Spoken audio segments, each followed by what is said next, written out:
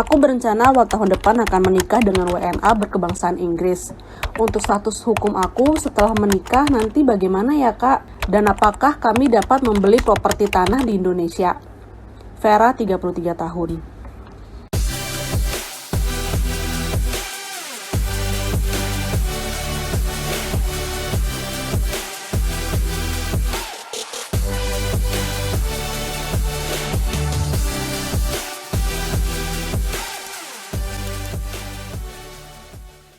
Hai Hukuminders, aku Li, welcome to channelnya Hukumain. Gimana nih kabar teman-teman semua? Semoga selalu dalam keadaan sehat ya.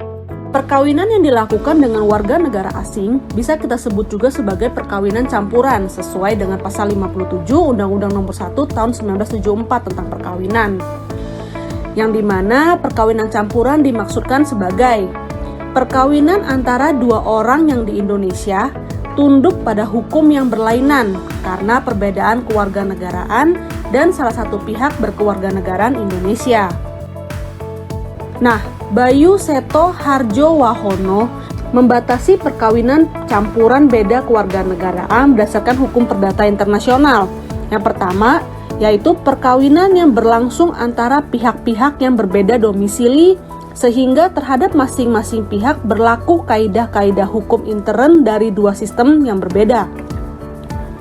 Yang kedua, pandangan yang beranggapan bahwa suatu perkawinan dianggap sebagai perkawinan campuran apabila para pihak berbeda kewarganegaraan atau nasionalitasnya.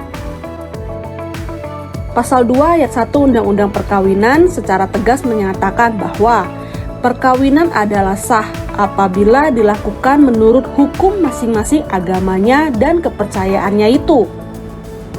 Maksud dari pasal 2 ini adalah sebagai berikut. Wanita beragama Islam, dengan sementara pasangannya merupakan non-Islam, yang telah berpindah agama ke agama yang dianut oleh perempuan yang akan dinikahi, yaitu Islam. Sehingga berdasarkan agama dan kepercayaan yang dianut oleh wanita dan pria yang telah berpindah agama ke Islam tersebut adalah sah karena dilakukan berdasarkan agama dan kepercayaannya. Maka perkawinan tersebut harus dilakukan pencatatan di kantor urusan agama atau KUA setempat. Namun perlu diperhatikan juga bahwa terdapat syarat serta kelengkapan berbagai dokumen yang harus dipenuhi sebelum melakukan perkawinan yang dicatatkan. Selain itu, perkawinan yang telah dilakukan wajib dilaporkan paling lambat 60 hari sejak tanggal perkawinan kepada instansi pelaksana di mana tempat terjadinya perkawinan. Namun, apabila perkawinan dilaksanakan di luar wilayah Indonesia atau di luar negeri, maka diwajibkan untuk melaporkan ke instansi yang berwenang di negara tersebut, yang kemudian akan dilaporkan ke KBRI atau Kedutaan Besar Republik Indonesia yang bertempat di negara tersebut.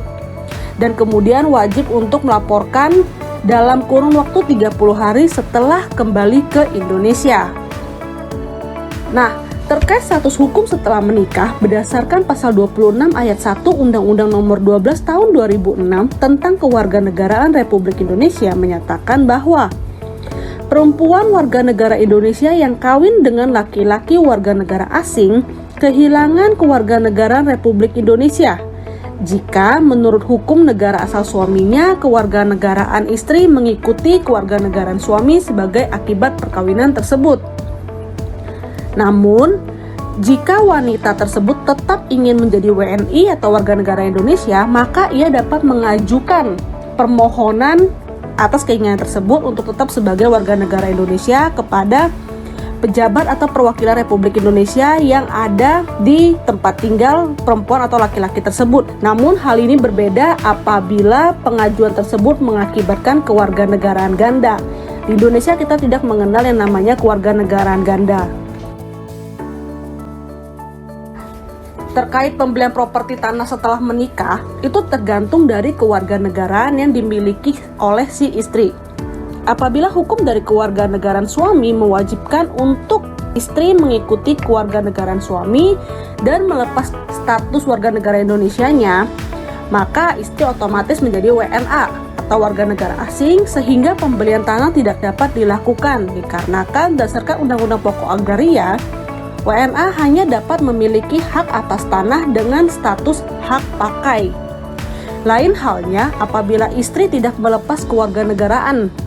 Jadi tetap statusnya sebagai WNI atau warga negara Indonesia dan memiliki perjanjian kawin yang berisikan tentang pemisahan harta antara si istri dengan si suami yang merupakan WNA atau warga negara asing. Maka pembelian tanah dapat dilakukan dengan status kepemilikan oleh si istri yang merupakan WNI. Nah, pembelian tanah tersebut dapat dilakukan dengan status baik hak pakai, hak guna bangunan, ataupun hak milik. Nah, jadi terkait kasus Vera yang menikah dengan warga negara asing, apabila ia ingin tetap menjadi warga negara Indonesia dan negara dari suami tidak mengharuskan istri untuk mengikuti kewarganegaraan suami, maka dapat mengajukan keinginan untuk tetap mempertahankan status warga negara Indonesianya. Sementara terkait pembelian properti atas tanah yang dilakukan setelah menikah dengan warga negara asing, maka perlu dipastikan terlebih dahulu status atas istri, yaitu WNI atau WNA. Apabila WNI dan wajib memiliki perjanjian kawin yang memisahkan harta, maka dapat melakukan pembelian properti atas tanah sesuai dengan Undang-Undang Pokok Agraria. Nah, jadi jelas ya guys tentang menikah dengan warga negara asing. Bagi teman-teman yang punya pertanyaan atau saran bisa langsung komen di kolom komen, dan yang pengen sharing ke kita bisa langsung email atau DM ke IG Hukumain. Dan dukung kami dengan like, subscribe, dan share ke teman-teman kamu, mungkin mereka ada yang butuh. Semoga bermanfaat. Thank you and stay healthy.